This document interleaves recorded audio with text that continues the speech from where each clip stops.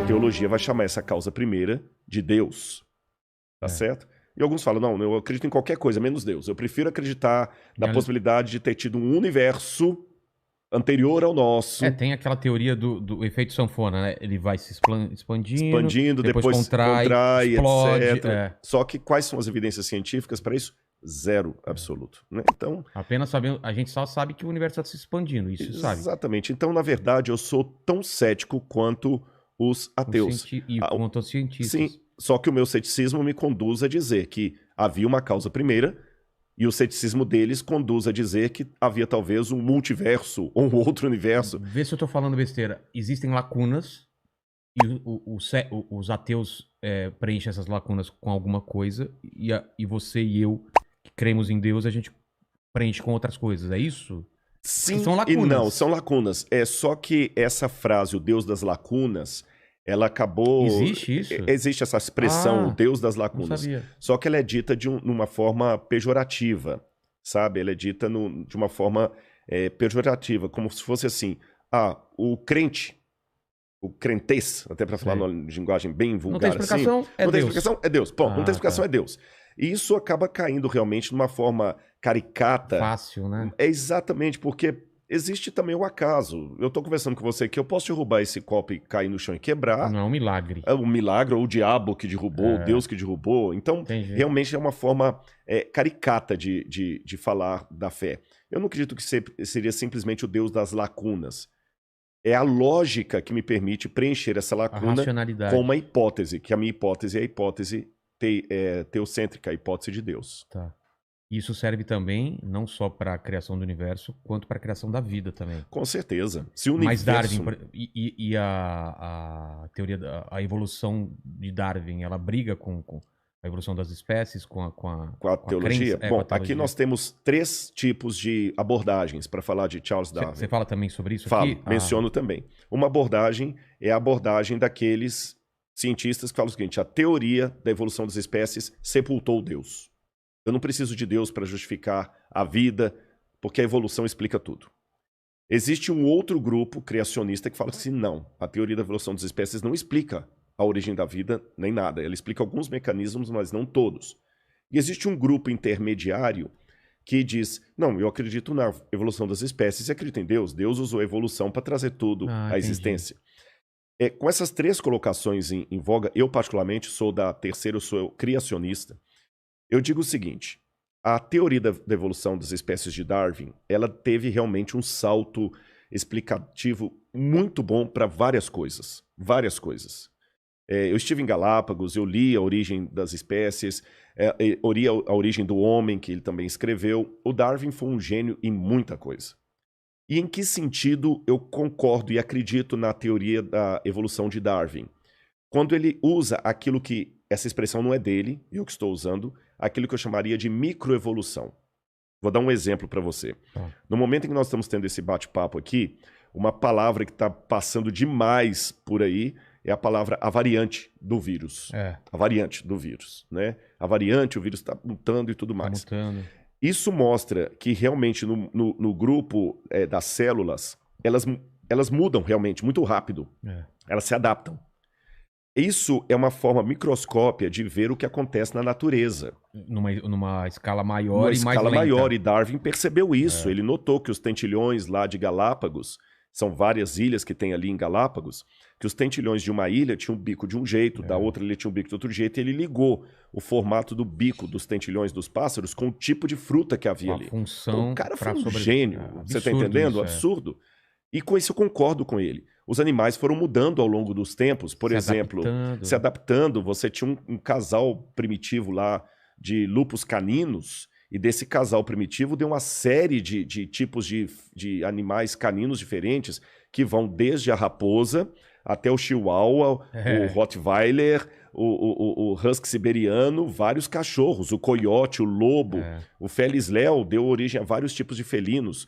Isso aí Darwin realmente está de parabéns. Agora, o que eu acho que Darwin não provou? E aqui que eu acho que desculpe me falar assim, sem querer ser panfletário, até a ingenuidade de quem é darwinista roxo. Darwin não provou que uma espécie virou outra espécie. Por exemplo, que viemos do macaco. Na verdade, Darwin nunca disse isso. Não, né? Não. Darwin diz que nós viemos de um ancestral comum com símios. E símio, para o macaco, não é um sinônimo perfeito. Mas explicando de maneira mais simples assim, embora eu não seja biólogo, né? Tá. Existia, na visão darwinista, um ancestral comum que deu origem a alguns tipos de macacos, como os orangotangos e os chimpanzés. E desse mesmo tronco saiu outro tronco que deu origem ao Ramapithecus, que depois foi evoluindo de Ramapithecus para Homo ergaster, tem vários lá, Australopithecus, até chegar no Homo sapiens e o Homo sapiens sapiens, que é o homem moderno. Então nós somos parentes deles aí. Só que, qual a prova fóssil disso? Por exemplo, que os répteis no passado que as aves no passado eram répteis. Não existe nenhuma prova, não existe nenhum fóssil de transição, é zero. Mesmo que eu falei da mutação do vírus do Covid, tem a variante da Amazônia, a variante lá da China, a variante da Índia, mas o vírus ainda é vírus do Covid. O vírus do Covid não virou um vírus da hepatite. O vírus do Covid não virou um vírus da AIDS. Entendi. Você está entendendo? Ele está realmente mutacionando-se, mas ele continua sendo um vírus do Covid mutacionado. Ele não virou Covid, agora virou AIDS. Aliás, graças a Deus por isso. Imagina, você está criando uma vacina para uma doença, daqui a pouquinho dentro do seu organismo ele vira outra doença. Então não existe nenhuma prova biológica que um ser de uma espécie evoluiu e virou ser de outra espécie. Você está entendendo? Um dinossauro virou uma galinha. Isso não tem. Então eu sou cético. Não existem essas provas até hoje. Já tentaram várias vezes forjar até provas. Parece que tem um elo perdido, né? O pessoal não conseguem achar esse elo perdido. Exatamente. Que é esse salto. Esse salto não tem. Você tem apenas indícios. O fóssil de um ser e o fóssil de outro ser. E esse caminho aí... Esse caminho eu tenho aqui a garrafa e eu tenho o copo. Aí, esse caminho aqui é uma lacuna. Aí o evolucionista fala assim, não, esse copo aqui foi evoluindo, evoluindo, evoluindo, até virar essa garrafa. Eu, Rodrigo, penso que não. Esse copo pode ter evoluído, evoluído, evoluído para virar um outro copo. Então, esse copo aqui pode amanhã virar o copo que você está tomando água aí. Mas continua sendo copo, não a garrafa.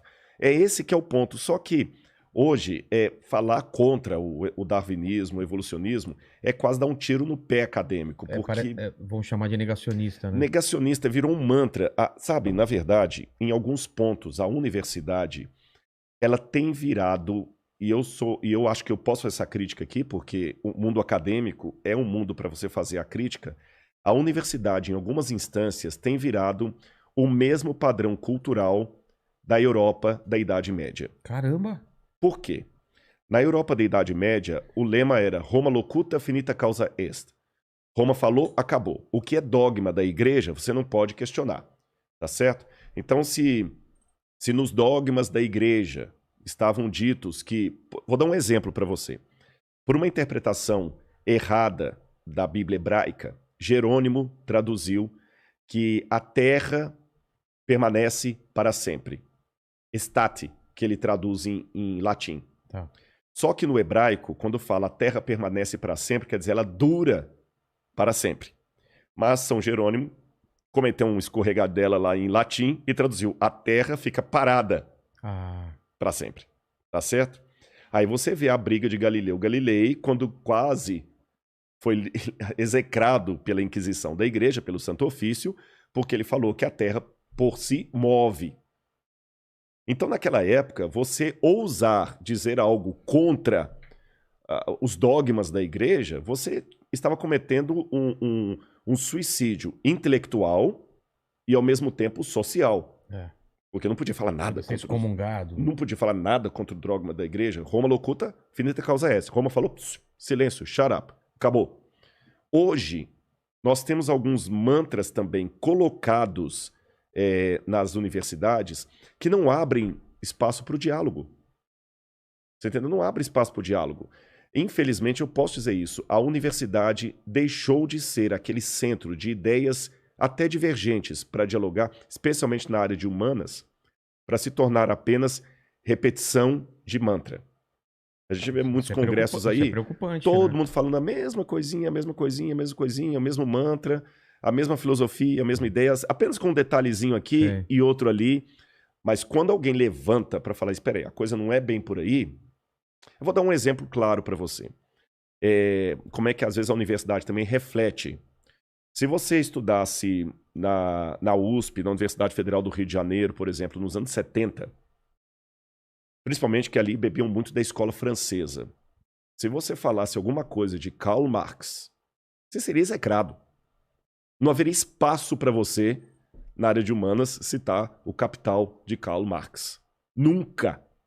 Nunca. Você está entendendo? Não tem nem vez para você. O comunismo era uma coisa completamente abjeta.